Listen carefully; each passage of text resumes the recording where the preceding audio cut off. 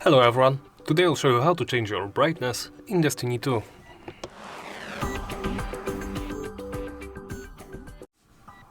To change your brightness, first open the game options menu. Do so by pressing this button right here, pressing the escape key or the corresponding key on your keyboard or controller. Once in the game options menu, go to settings and make sure you're in the video tab. Once there, look to the brightness setting under the video section. It is highlighted in blue. Then you can open another menu and by selecting this button right here.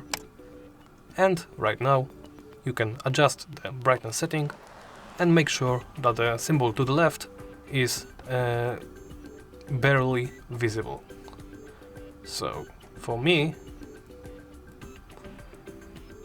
I should theoretically set it to 1. And well, that's it. Thank you for watching and please remember to like, comment and subscribe.